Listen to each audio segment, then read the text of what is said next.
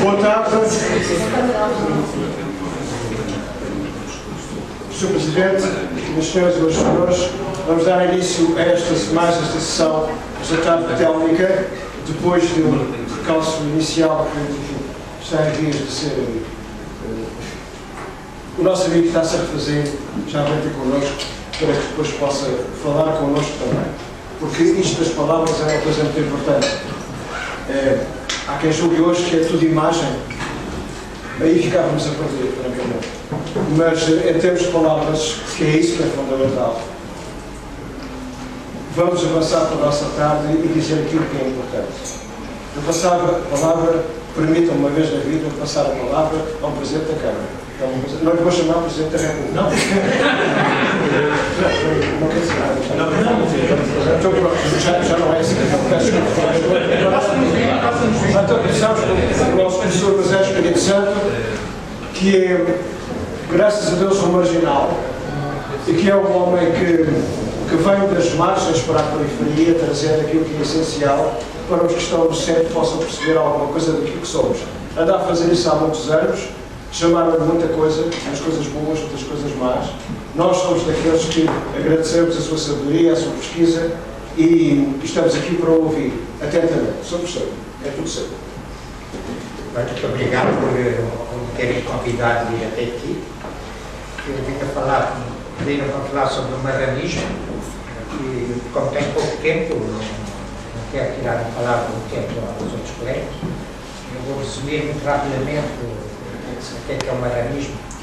Marrano é a língua hebraica, Moarano, quer dizer, convertido à força. Portanto, é um judeu que foi convertido à força. Mas como é próprio do judaísmo e próprio de quem tem uma verdadeira fé da sua religião, pode ser forçado a ficar uma outra religião, mas vai tentar salvaguardar a sua fé, as suas práticas. Portanto, marrano é o que é convertido à força, ao cristianismo, mas que não aceita, mas que na prática, só é encoberto com a nova religião que é obrigado a adotar, pratica a sua religião. Portanto, esse é que é o marranismo. Pelo menos do ponto de vista da etimologia das religiões. Portanto, o marrano, o povo hebraico, os judeus têm uma velha tradição de marranismo. Eles até colocam, à época do primeiro marranismo judaico, no século VI a.C., no tempo da Rainha Esther, eles consideram a Rainha Esther como a marrana por excelência. A Rainha Esther foi naquela leva de exílio, os judeus foram exilados para a Babilónia, e com eles um senhor chamado Mardoque, com uma sobrinha chamada Esther. Mardoque conseguiu penetrar, enfim, conseguiu ser funcionário do imperador, na altura chamava-se Assuero, ou Xerxes, que historicamente estava, isso não é da Bíblia, não é apenas da Bíblia, é também da história daquela região. Ele conseguiu ser funcionário do imperador e introduzir a sua sobrinha no harém do imperador. Na altura, o harém eram as mulheres mais dignas que faziam parte do harém. O harém era uma situação de privilégio para as rainhas. E ele conseguiu meter a sua sobrinha no harém do rei. O rei tinha muitas concubinas, para além da sua mulher, muitas num grande harém, e entre elas Esther conseguiu ser,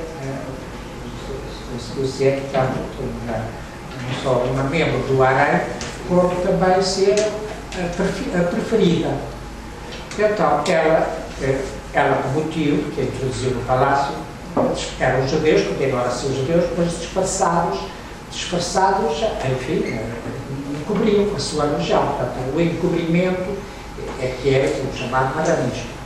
E então, a Esther, por golpes palacianos, por golpes de travesseiro, etc., ela conseguiu que acabasse a perseguição aos judeus, fez com que o rei assinasse um decreto em que dava liberdade aos judeus, liberdade do culto e da religião aos judeus, e também liberdade para saírem do seu território. Então, por essas manegácias da Esther, no sentido de salvar o povo judeu no exílio, ela é vista como a fundadora do marranismo, desta ideia de disfarce e de encobrimento da sua religião. Então, houve no século XVI, enfim, em plena época do marranismo português, um teólogo, um intelectual português chamado António Abraão, já digo o nome,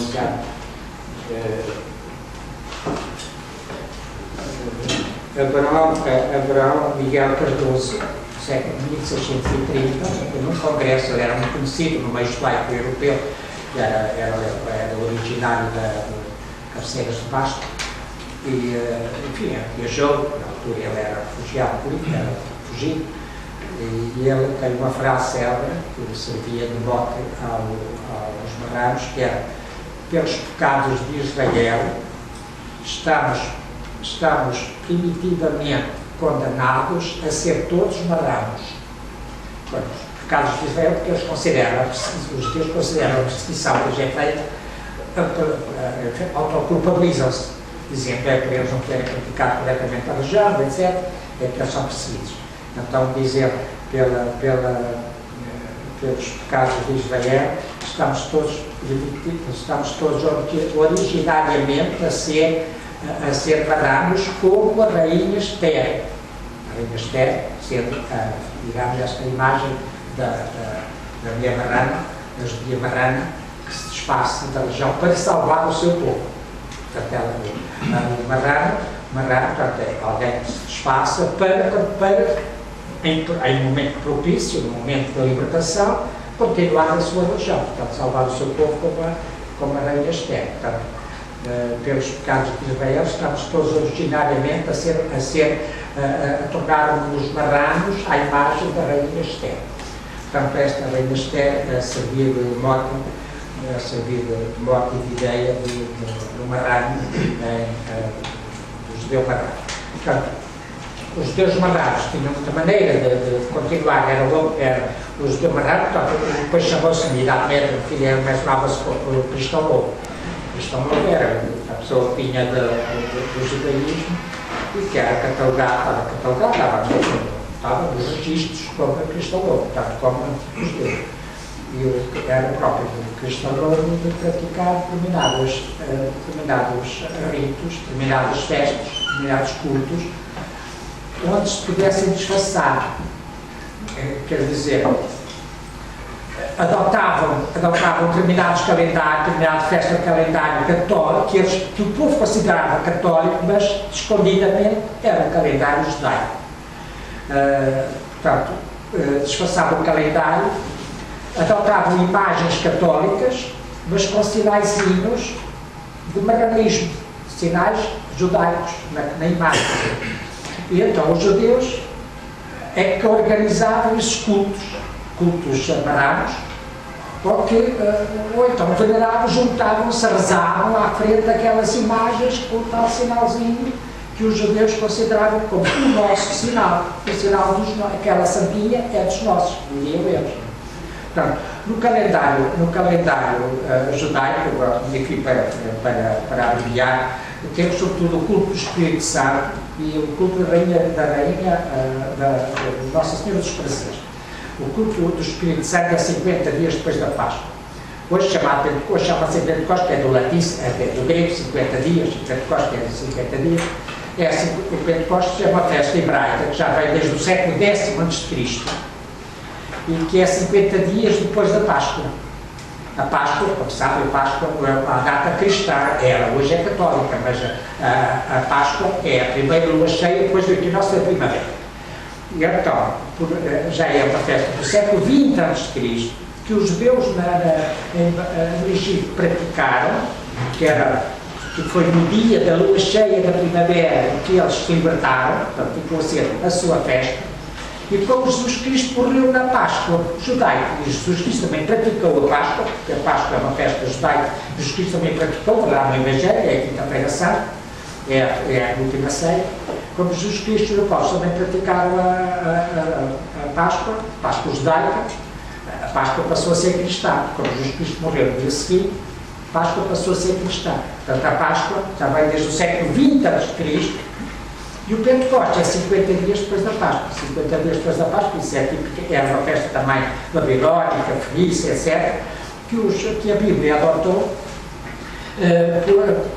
diz foi nesse dia, 50 dias depois deles terem saído do Egito, que Deus lhes entregou a lei no Sinai. Moisés foi buscar a lei acima ao Sinai portanto, é o dia da lei.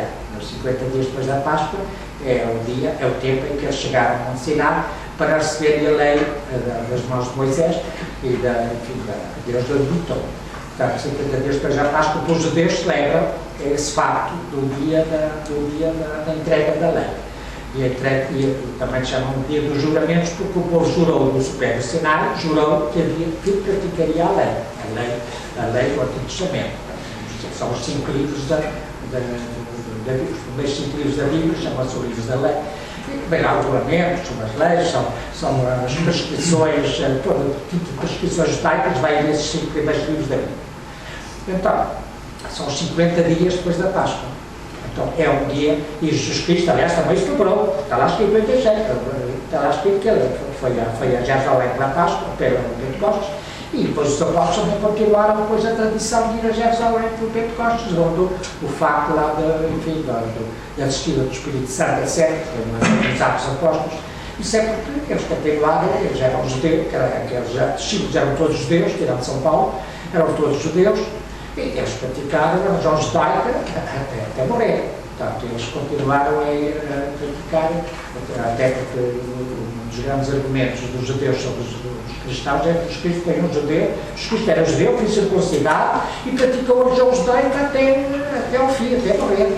Portanto, Jesus Cristo era um puro judeu, um judeu genuíno. Do ponto de vista do nascimento, que era da tribo de Judá, e do ponto de vista das práticas, das leis, Jesus Cristo sempre frequentou os meios judaicos nos calendários exatos.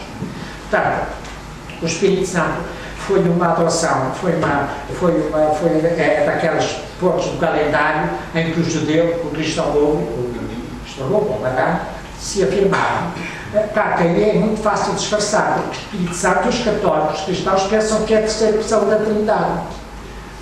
Deus Pai, Deus Filho e Deus Espírito Santo, e os católicos, na sua ignorância da Bíblia, isso é bem conhecido, não viam que o Espírito Santo podia ser outra coisa.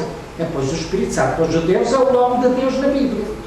O nome de Deus no Antigo Testamento é Ruach Kadosh. Ruach Kadosh que é Espírito Santo. Ruach, Espírito. Kadosh, Santo. Espírito Santo. Quer dizer, eles viviam tranquilamente a praticar, a festejar o Espírito Santo na ignorância dos católicos que não conheciam nada das nossas coisas. Não conheciam nada da nossa religião, da nossa Bíblia, não conhecem nada disso. Depois a gente está aqui à vontadíssima. Então, eles adotaram tudo o Espírito Santo, portanto, implantaram capelas por todo lado, isto desde porque a perseguição aos judeus não vem só do tempo da Inquisição, ela já vem do tempo dos visigodos, do século V da nossa era. Os judeus foram perseguidos foram três vezes expulsos, ou convertidos aos expulsos, só durante os visigodos, nos anos 500, 600 da nossa era. Expulsos para a França, tudo para a França. Para o sul de França, tudo para o sul de França. Onde eles se instalaram, eles estavam atuados nos Pirineus, ali à volta da Marselha, para essas regiões de Bordeaux, essa região perto dos Pirineus. E é para aí que foram os judeus, os judeus portugueses expulsos de Portugal no século V. E depois, durante a Idade Média, durante o Islão, não houve perseguição aos judeus, porque o Islão era, na altura do Islão, era o Islão do Corão. O Corão diz que com judeus e com cristãos, vocês não discutam o religião. Portanto, deixem-nos em paz, desde que eles paguem uma jazia ao imposto religioso. Eles pagavam a jazia e deixavam-nos livres. Portanto, nunca houve perseguição nem aos judeus nem aos cristãos durante o domínio budista, durante o domínio muçulmano. Não houve isso, não há vestígios de perseguição, nem guerra santa, nem nada durante esse período. Portanto, o Espírito Santo aí não houve muita necessidade dos judeus disfarçarem porque não eram perseguidos. A perseguição começou com a Reconquista. Com a Reconquista cristã, começou a perseguição. Nessa altura aparecem as confrarias do Espírito Santo. 1200 e tal, aparecem já em Santarém, em outros sítios, segundo os documentos, segundo a história das confrarias, aparecem por todo lado confrarias do Espírito Santo. As confrarias do Espírito Santo tinham como missão oficial de prestar assistência social, uma espécie de confrarias de assistência social, de caridade, assim de género, aos pobres, aos doentes, tinham hospitais, tinham albergues para os romeiros, para os transeuntes, albergues de tipo hospícios, coisas assim, de assistência aos viajantes. E, sobretudo, ocupavam-se da assistência aos pobres. E tinham muitos bens, para isso tinham bens,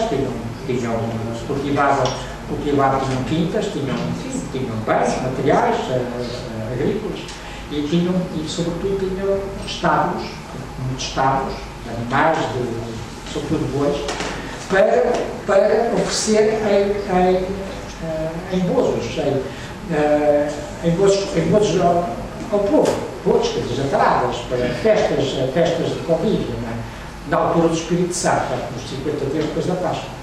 Então, aí matavam-se muitos touros, matavam-se touros, que eles cultivavam, que eles já alimentavam no ano, matavam touros em grandes touradas. Imaginemos que touradas era uma praça como atualmente, era uma praça da rua, dedicavam com o touro, até que matavam o touro e depois comiam a seguir. A tourada era para isso.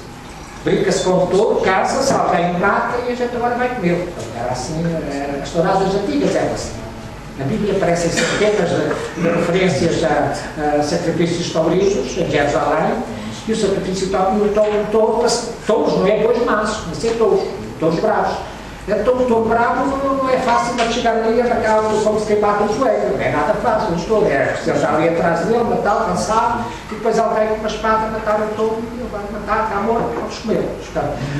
Eram os bolos do Espírito Santo, eram espadas para toda a gente que quisesse vir comer o bolo do Espírito Santo. E depois instituíam-se capelinhas do Espírito Santo por todo lado, onde houvesse essas confrarias. Então, o Espírito Santo, as festas do Espírito Santo não era apenas, eram confrarias de assistência social, digamos assim, e tinham o grande ritual na festa do Espírito Santo, no Pentecostes, 50 dias depois da Páscoa, era a grande festa da confraria do Espírito Santo. Essas confrarias começavam por elegir um imperador escolhiam, enfim, optavam por um imperador, o imperador era o chefe da confraria, chamava-se imperador, o rei, ou forma externa, coroavam-no, e ele passava a ser o organizador do ano seguinte, da festa. E esta coroação o homem passava a chamar-se Espírito Santo, porque era o homem coroado, e à volta desse ritual de coroação, uma semana antes, uma semana depois, havia toda uma série de ritos populares, de desfiles de rua e tal, para apelar o povo à festa do Espírito Santo, ou para continuar do ano que vem. Aparentemente isto é uma coisa muito simples. Como é que isto é judeu? É muito simples. A gente vai ver qual eram os textos das sinagogas hebraicas, sinagogas portuguesas naquela época, da Idade Média, qual eram os textos que eles liam nas sinagogas. Os textos que eles liam nas sinagogas eram o livro de Ruth, portanto a gente hoje sabe qual eram os textos que as sinagogas liam, era o livro de Ruth, é um livro pequenino, mas que conta lá como é que nasceu o ancestral, o primeiro homem da tribo de Judá. Da tribo de Judá, depois deu os judeus e deu o Messias. Passou por rei Davi, etc. Pode dar, segundo os evangelhos, deu São José, esposo de Maria, do qual nasceu Jesus. Portanto, essa é que é a ascendência, portanto, o livro de Ruth marca o nascimento de um bebê chamado Obed gerou, teve Jessé, o pai dele, depois Jessé teve David, e depois veio David, enfim, depois ele parte para a frente até Jesus. Portanto, tem justiça, quer dizer, os judeus continuam, né? Mas do ponto de vista do Evangelho, os Evangelhos acaba em São José esposo de Maria, e de qual nasceu Jesus, filho de Maria. Esse é para falar o livro de Ruth, quando marca o início da ascendência do Messias de Israel. Depois, o próprio texto de Ruth e os textos comentários, também se conhecem os textos que liam naquela sinagoga, os textos do Talmud são textos antigos que os judeus liam nas sinagogas para completar os textos sagrados que eles liam. E o texto Talmud era um texto referente ao Messias rei, ao Messias imperador, que há uma referência a uma pomba que há de vir, a pomba é o Messias, a coroa do Messias, já há a referência, já é o dia da coroa. Portanto, o Pentecostes é o dia da coroa e o dia da pomba e o dia do imperador. São dos textos hebraicos, são dos textos das sinagogas. Portanto, estão a ver, houve uma passagem para os ritos populares, uma teatralização na rua, dos textos que eram lidos na sinagoga. Como não podiam ler os textos da sinagoga, estavam proibidos lá de frequentar aquela casa, e a casa destruída, mas eles conservaram uma memória e então passaram para a rua essa teatralização. Teatralizaram os textos que eles liam no dia dos 50 dias depois da Páscoa. Portanto, o Espírito Santo na Beira, sobretudo nos Açores. Os Açores continuam o culto do Espírito Santo, eles não o assumem, e hoje, claro, não o assumem, porque não assumem, por muitas razões também, não assumem, mas o culto do Espírito Santo nos Açores é tipicamente o culto do Espírito Santo aqui por todo o país, no século XV, XIV, XVI, XVII, e depois passado para lá manteve-se bastante autêntico. E também no Brasil, não é só, também no Brasil, na América também há o culto do Espírito Santo, todo levado pelos portugueses ou pelos açorianos. Portanto, o culto do Espírito Santo a servir de permanência judaica, de esperança marrana, dentro do interior do culto católico. Como digo, isto graças à ignorância dos católicos da Bíblia, que aquela coisa fosse o arcadox lá do Espírito Santo, porque os judeus, é preciso ver, os judeus não podem pronunciar o nome de Deus. Nós dizemos hoje, o nome de Deus é Yahvé, o nome da Bíblia. Isso é o que nós dizemos, porque na Bíblia hebraica esse nome não aparece. Eles não podiam nem escrever, nem dizer o nome de Deus. Eles só o diziam aos iniciados, aos rapazotes, 12, 13 anos que entravam na sinagoga, diziam-lhes ao ouvido Yahvé, nosso Deus chama-se Yahvé. Mas enquanto a Assembleia fazia uma barulheira imensa para que ninguém ouvisse o que ele estava a dizer ao iniciado. Portanto, o nome de Deus era transmitido em segredo aos iniciados e não se podia nem escrever nem dizer. Yahvé, hoje dizemos que é Yahvé porque os cristãos e outras pessoas puseram lá o nome, né? Mas eles diziam, para não dizerem público nas orações, para não dizer o nome de Deus, eles diziam Ruach Kadosh, que é Espírito Santo, diziam Adonai, quer dizer Nosso Senhor, diziam o Eterno, diziam o Salvador, diziam o Criador, diziam adjetivos, nunca diziam o nome de Deus. Ainda hoje continuam a não dizer. Quem diz o nome de Deus e Yahvé são leigos. Somos nós que lemos a Bíblia, enfim, gostamos dessa coisa, sabemos o nome daquele Deus, porque o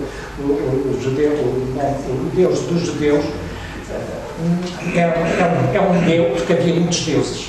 Hoje, no texto da Bíblia, havia muitos deuses. O Deus de Israel era o único e o verdadeiro, os que é tudo falsos. Mas havia deuses falsos. Então, o Deus de Israel era um Deus entre os outros. Porque esse Deus tinha um nome, chamava-se Yahvé. Não é? Hoje, Deus, para nós hoje, Deus é comum a todas as religiões, é a palavra Deus, quer dizer, enfim, aquela entidade sublime, etc. Mas naquele tempo, não. Deus é um adjetivo. Havia muitos, e lá nunca mais acabava. Os ilas, quer dizer, Deus nunca mais acabava, havia muitos.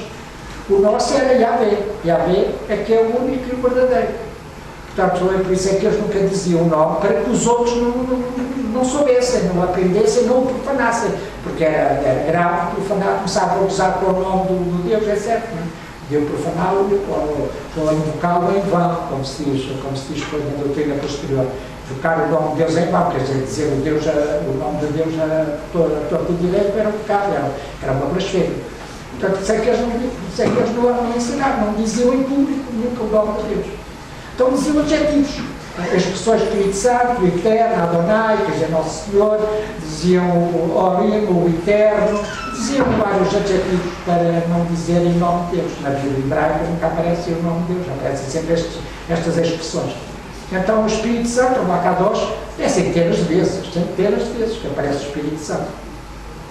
Então, sob a ignorância dos católicos, pensavam que era o Espírito Santo da teologia católica. Aliás, a teologia católica do Espírito Santo nasceu no século V da nossa era, no tempo de Jesus Cristo. Quando Jesus Cristo falava do Espírito, falava na inspiração de Deus, na salvação de Deus, referia-se a uma qualidade de Deus, não se referia a uma pessoa divina. O culto da teologia da Trindade, Deus Pai, Deus Filho e Deus Espírito Santo, isso data de Santo Agostinho, por Santo Agostinho, no século V da nossa era, que inventou essa coisa da Trindade em Deus. Deus Trino. Deus em três pessoas, é uma invenção de Santo Agostinho. Portanto, século V da nossa era. Portanto, estão a ver? O Espírito Santo para os católicos é uma pessoa da Trindade, uma pessoa de Deus, enquanto para os judeus o Espírito Santo é, como nós dizemos, o nosso Deus, é o Deus da Bíblia, é o nosso Deus da Bíblia, o Espírito Santo. Portanto, sob o encoberto, portanto, o materialismo serve-se muito da ignorância do meio envolvente relativamente às nossas coisas. Eles podiam continuar com as nossas coisas, e eles ignoram e a gente já vai se safando, não é? Portanto, esse é o Espírito Santo, que é o culto português mais característico, existe em todo o país, né, com capelinhas, com antigas confrarias. Essas confrarias desapareceram no século XV, com a rainha Dona Leonor, com a criação das misericórdias, anexou as confrarias do Espírito Santo. É como se nacionalizasse, expropriasse. Às vezes o que nós pensamos que aquela rainha foi uma rainha muito bondosa, criou as misericórdias e tal. Não, o que ela fez foi expropriou tudo quanto era a Associação Popular de Caridade e de Assistência Social, e integrou-as numa sua organização chamada Misericórdias. Expropriou tudo, cortou tudo. Então, muitas freguesias, muitas aldeias tinham a confraria do Espírito Santo, as tais barranas, e foram todas integradas nas misericórdias. Claro que os cristãos novos depois começaram também aceitaram um pouco essa anexação, aceitaram converter as suas sinagogas em igrejas da misericórdia. As igrejas de misericórdia que vêm do século XV e XVI, as que vêm dessa época, eram todas sinagogas. As sinagogas, portanto, os edifícios, com a conversão forçada dos judeus, passaram a ser casas, igrejas da misericórdia. Portanto, anda muito ligado com o Espírito Santo, igrejas da misericórdia, e depois integrado, portanto, disfarçados nesta ignorância, na ignorância dos católicos quanto à doutrina e quanto às práticas judaicas. Isso é quanto ao culto do Espírito Santo, definitivamente a ver com outro culto muito importante, já na Páscoa, que é um tempo antes. A Páscoa judaica começa na lua cheia da primavera, primeira lua cheia da primavera, de hoje é assim. A Páscoa judaica é na primeira lua cheia da primavera. A Páscoa cristã é no domingo seguinte.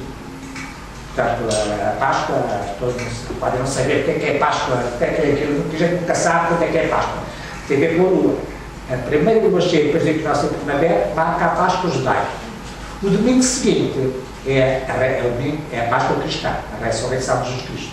Aliás, é muito estranho como é que Jesus Cristo nasceu num dia exato, ressuscitou num dia exato, e porque é que durante um século aquilo não varia sempre, nunca é no mesmo dia.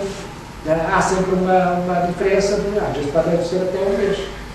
Porque é que os cristãos não fixaram a ressurreição, por exemplo, no dia 25 de março, ou coisa parecida, ou no dia 21 de março, que é quando começa a primavera, a primeira lua cheia da primavera. Não é a força, aí é a força do culto da lua. E a força da tradição da Páscoa, já vem desde o século XX antes de Cristo, na Água da Caldeia, nesses países daí, já vem dessas velhas civilizações o culto da lua da primavera. Portanto, a festa judaica, segundo a Bíblia, a lei do Sinai, portanto, a lei entregue por Deus a Moisés no Sinai, segundo a lei, a Páscoa começa na lua cheia da primavera, na noite da lua cheia da primavera. Este ano caiu ao sábado, domingo da ressurreição, domingo de Páscoa católica, cristã, foi ao domingo, e a Páscoa judaica, a lua cheia, caiu no sábado anterior. Portanto, uma diferença de um dia. Então, a festa da Páscoa, a judaica, segundo a Bíblia, acho que vocês podem ver, começa na lua cheia da primavera, que é o dia do grande jantar. A festa da Páscoa judaica é um jantar em família, não é nada de festas da rua, nada disso, não é com foguete, nada disso. É um jantar em família em que é presidido por uma pessoa mais velha, por pessoa da família, os amigos mais velhos, presidido à refeição e lembra como é que os judeus se libertaram de Faraó, lá no Egito, e depois passaram para a terra da Palestina, etc. Portanto, a festa da Páscoa judaica é muito simples, é um jantar, comem um carneiro, bebem vinho, mas um carneiro bem regado, com vinho, etc. Portanto, um grande jantar de refeição. E a festa da Páscoa começa nessa noite e vai até 50 dias depois, vai até uma semana depois. Portanto, há uma semana da Páscoa. A semana da Páscoa começa na lua cheia da primavera e vai até uma semana depois. Ora, esse domingo, jogando com o calendário cristão, é o domingo pascual. O domingo de Páscoa é o da lua cheia, enfim, é logo a seguir à lua cheia, e depois uma semana temos a Pascual. E a Pascual é quando, segundo a Bíblia, acaba a Páscoa. Portanto, a festa da Páscoa acaba nesse dia. Segundo a Bíblia, com a oferta no templo, nos lugares religiosos, no Médio Oriente, oferecia-se um ramo de cevada, um raminho de cevada. Os fiéis iam ao templo com o raminho de cevada, oferecer o raminho de cevada, que era a primícia das searas. Nessa altura, as searas já estão mais ou menos promissoras, isso tudo a cevada que floresce, enfim, cria-se um pouco antes. E portanto, era uma ofertazinha, um raminho, a primícia da cevada. Portanto, nesse dia, uma semana depois da Páscoa. Então, os cristãos novos punham aí também o fim da Páscoa judaica, que é o que os católicos chamam Pascuela, a Nossa Senhora dos Prazeres. Já vamos ver quem sabe essa coisa dos prazeres. Então, e a festa popular, a festa do Senhor dos Prazeres, da Pascuela, ainda hoje é a mesma coisa. As pessoas vão às capelinhas de Nossa Senhora, lá nos sítios da festa, não vão oferecer searas, não vão oferecer um raminho de seara, mas vão colher um raminho de seara e levam para casa, um raminho de flores silvestres com uma espiga de cevada. Portanto, há uma referência à cevada que os primitivos ofereciam ao templo. E essas senhoras dos prazeres, ou da Pascuela, que levam na Pascuela, têm um raminho de flores com uma espiga de cevada bem evidente. A espiga de cevada é que servia de referência como esta sardinha das nossas. Porque, agora voltando à imagenzinha que tinha, o sinalzinho judaico, a Bíblia tem muitas referências a vestais, etc. E então os judeus de exílio, de Babilónia, outros sítios, adotaram certos elementos da natureza como sinais de Israel, sinais do povo judaico. E os sinais eles dizem-nos lá, estou lá uma lista de sinais no Talmud. Os sinais é a pomba, a romã, a rola, a uva, a amora, a silva, o espinheiro, enfim, várias, a oliveira, enfim, uma série, uma lista de sinais de Israel.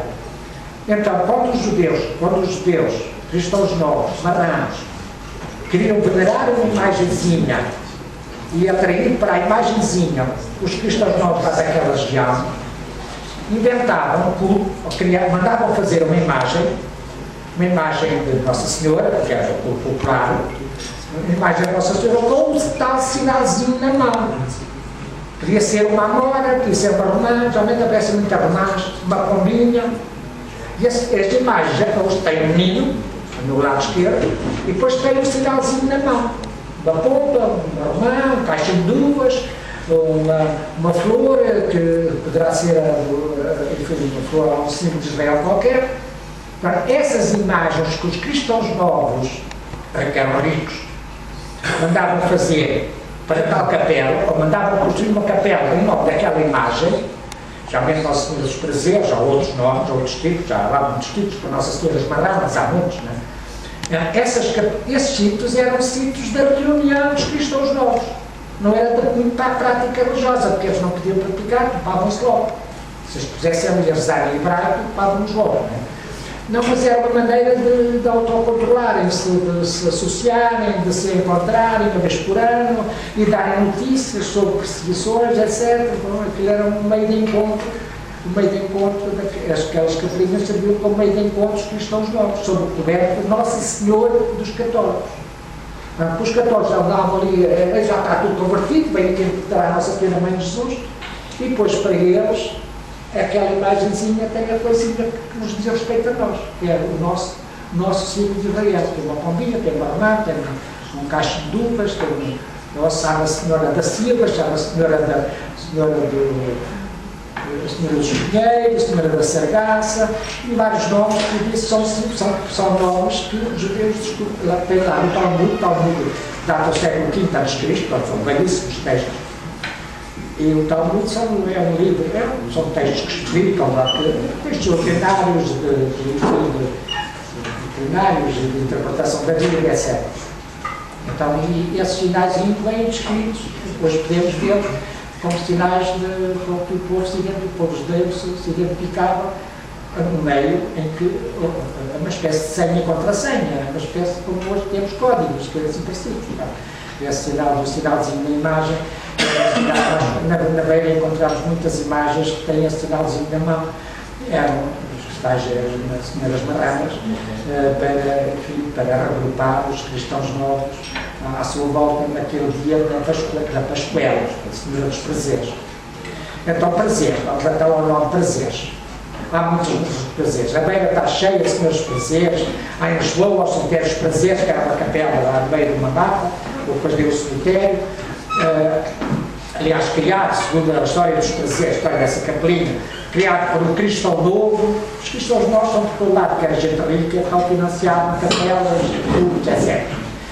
Então, a Senhora dos Prazeres já por todo lado, em nome próprio, Capela dos Prazeres, ou então imagens dos prazeres, capelas com outro nome. Então, portanto, prazeres. A palavra prazeres, as pessoas pensam prazeres porque é festa, é gozo, etc. Para o catolicismo não há gozo, não há gozo. O catolicismo, o cristianismo, expurga tudo quanto é ideia de prazer, prazer é corporal. Prazer é diferente da alegria. Alegria é uma coisa. Prazer é carnal. Prazer tem a ver com o corpo, tem o gosto do corpo, comer e beber, o fazer coisas com mulheres, isso é que é prazer. A palavra prazer não entra na linguagem católica ou cristã. Alegria, sim, alegria, gozo evidente, gozo de estar com Deus, mas prazer de estar com Deus não existe isso. Portanto, a palavra prazer é uma adoção portuguesa, uma adoção popular de perazo,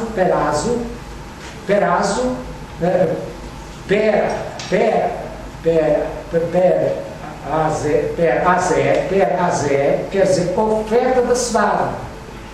É do hebraico, perá, quer dizer oferta de primícias, não é oferta de banana, oferta de primícias, perá, azer é cevada. Perá zero. Portanto, todos deu prazeres. Portanto, começou por uma linguagem hebraica, perá zero, oferta da cevada, que é o pão da Bíblia, depois deu prazeres.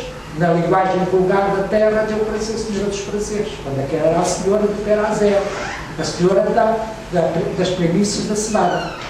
Não estou a ver, a própria palavra prazeres parece que é português, popular, mas o problema é que prazeres, como digo, não entra na linguagem cristã, não entra, não há ideia de prazeres, há de alegria, gozo e eventualmente, mas não prazer. Prazer é carnal, é vulgar, não parece na linguagem moral católica.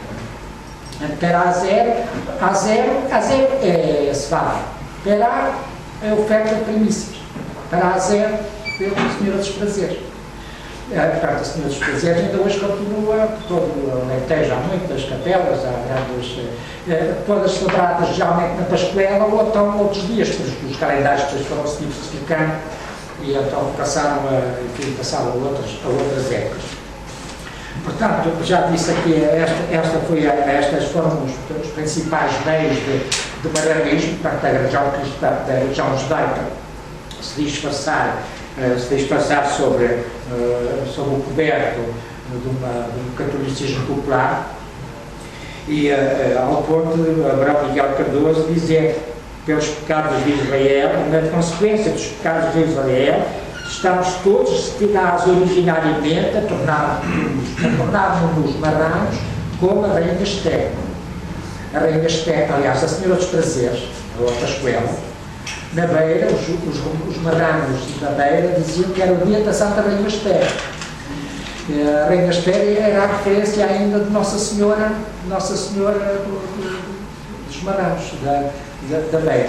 Até porque até agora, vou-vos contar uma coisa interessante, encontrei num julgamento, numa sentença da Inquisição, datada de 1630, um relato de um homem que foi condenado, um judeu de Viseu, um cristão novo, teve a ideia de construir uma igreja em honra a Nossa Senhora dos Prazeres e encomendar uma bela imagem de Nossa Senhora dos Prazeres para Abraveses. Abraveses hoje é o subúrbio de Viseu. Então convidou todo o povo e todo o povo veio venerar Nossa Senhora dos Prazeres, que aquele Cristo novo nos ofereceu. Mas depois a Santa Inquisição, como eram pessoas muito espertas, descobriram que aquele ladino, aquele malvado, aquele judeu, por detrás da Nossa Senhora dos Prazeres, tinha encomendado a Santa Rainha Esther. E o que o povo pensava que era a Nossa Senhora dos Prazeres, para os cristãos novos, era a Santa Rainha Esther. Então ele mandou destruir o templo. E como o judeu cristão novo já estava enterrado lá na capela, mandou desenterrar, deitou fora os restos mortais do homem, mas guardou a imagem. Então, se forem a Abraveses, já tem a bela imagem da Nossa Senhora dos Prazeres. Uma senhora que tem um menino no braço esquerdo, e é uma senhora toda vaidosa, assim, uma senhora bonita, não é nada compungente, não é nada do que as pessoas imaginam uma beata, não, uma senhora toda bonita, pintalgada à maneira de uma espécie de uma mulher oriental, um género, e depois tem na mão um raminho de flores e uma vara, sério. Portanto, essa é a Santa Rainha. Estão a ver o que a Santa Inquisição descobriu, que aquele judeu, que aquele cristão novo, por detrás da Nossa Senhora dos Prazeres, inventou uma Rainha Esther. O povo cristão católico ia lá venerar a Nossa Senhora dos Prazeres, os marranos, já cristãos novos, iam lá venerar a Rainha Esther na mesma imagem. Portanto, esta é uma bela descoberta dos processos da Inquisição, que eu fui lá eu lembro desse processo da Inquisição, fiquei barato com aquilo, pus-me no comboio e fui descobrir essa imagem, ainda lá está. A imagem está lá, em ponto muito evidente da igreja, uma belíssima imagem, quase tamanho natural, e lá está a imagem que servia as duas religiões, uma secreta e a outra disfarçada, uma disfarçada e a outra oficialmente Nossa Senhora dos Prazeres. Portanto, esta é uma prova em que o homem foi descoberto, mas depois os cristãos novos não foram descobertos, conseguiram encobrir-se com estes disfarces e com esta ignorância também, a ignorância dos católicos quanto à doutrina da Bíblia. Portanto, esta é uma bela história da Senhora dos Prazeres de Abraveses. Abraveses é um subúrbio de Viseu. Lá está, aquela imagem barroca, 1600 e pouco, 500 e tal, 1600. Lá está. Aliás, eu tentei perguntar ao padre se ele sabia a história daquela imagem, ele não sabia. Mas eu disse, olha, eu vou contar a história desta imagem. E o padre disse, mas isso sabe onde é o sermão, mas como é que eu como é que o povo continua religioso apesar das perseguições. Fiquei todo contente porque era de idade a explicar ao padre a história daquela imagem, então, que o povo não era mãe, o povo não era mãe, não conhece a história da imagem. Então eu tive o prazer de explicar ao padre a história daquela imagem, que servia os dois cultos. Portanto, este, no fim de contas, aliás, só falando das misericórdias, portanto, as confrarias do Espírito Santo foram por ordem legal, por ordem da Rainha, integradas no culto nas misericórdias. As misericórdias, como digo, não nasceram assim, foi a apropriação do mundo das confrarias que havia na Idade Média, a assistência aos pobres, aos peregrinos, enfim, aos doentes, etc. E os judeus mantinham muitos dessas confrarias, porque para eles, segundo a Epístola de Santiago é o apóstolo Jesus Cristo, os evangelhos dizem que é irmão, já não sabe se é irmão, se é primo, portanto o apóstolo de Santiago tem uma epístola, a Epístola de Santiago tem no Novo Testamento, e Santiago tem uma epístola, quer dizer, a carta que ele se dirige, e a carta dele é dirigida aos judeus da diáspora. E nessa epístola ele não fala de Jesus Cristo, fala de este homem não é cristão, porque ele não fala de Jesus Cristo, só fala dos judeus, do vosso belo culto, das vossas belas sinagogas, só fala essas coisas, porque é que esta epístola não pode ser cristã, é judaica. O problema aí é muito confuso, de facto, aquela epístola é confusa. Ela é dirigida às 12 tribos da diáspora, portanto, às 12 tribos de Israel, que estão na diáspora. Então, ele diz que, quando vocês não puderem praticar a vossa religião, têm pelo menos isto a fazer: é socorrer os pobres, apoiar as viúvas, tratar dos enfermos. Essa é que é quando vocês não puderem fazer mais nada, têm pelo menos esta obrigação: socorrer os pobres, apoiar as viúvas, socorrer os órfãos e tratar dos doentes. Quer dizer, essa, no fundo, é a última etapa da religião judaica. Naquele tempo não pode ser praticado, temos a obrigação destas coisas. Então, esta epístola de Santiago diz resumidamente isso. Nunca convida os judeus a cristianizarem-se, não defende nosso Senhor o Salvador, o Messias, nada disso. Não fala de Jesus Cristo, nem fala.